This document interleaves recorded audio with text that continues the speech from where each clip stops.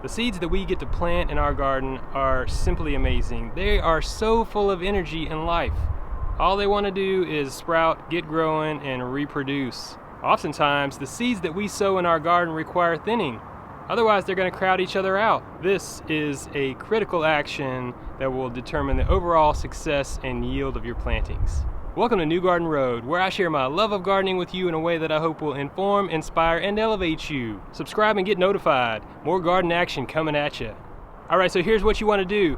First of all, seed smart. Like I said, there is a lot of energy in each one of those seeds.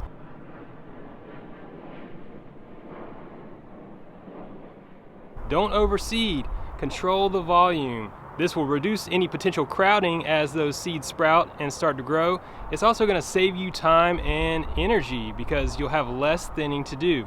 After those seeds sprout, you're going to wait about 2 or 3 weeks. Then you'll notice a second set of leaves will appear. That's going to be the prime time to check out which is the strongest plant and thin it accordingly.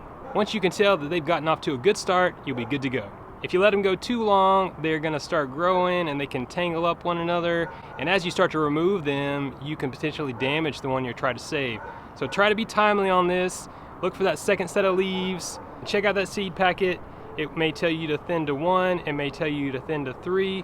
Whatever it says, that's what you're going to do. So what it comes down to is basically you need to choose the strongest and healthiest looking seedling. Find the one that's shining bright, catches your eye. It's got the best posture. It's in the best spot. Whatever the strongest, most glowing seedling is, that's the one you're going to want to keep. And take the other guys and gently remove them. If you have more than one, you're just going to have to make a call, folks.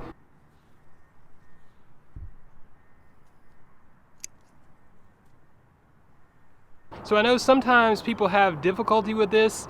There can be an emotional connection to your plants in the garden when you're thinning them out and you're thinking, oh, well, I'm going to kill this plant. Or maybe it's grown a little bit longer than 3 weeks and it's kind of a big, healthy looking plant and you have to cut one of them back and you're like, ooh, I feel bad about this. Just remember, what you're doing in the end is what's best for the plant, and that's going to get you the most produce. And as an added bonus, you can eat those thinnings. Harvest the seedlings that you're thinning from your garden, take them inside, wash them up.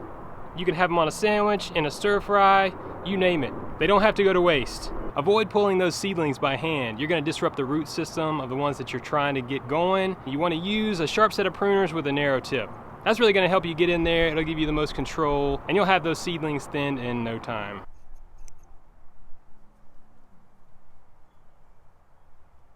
Check out some of the other awesome gardening videos on my channel. Learn how to grow your own food and keep it organic.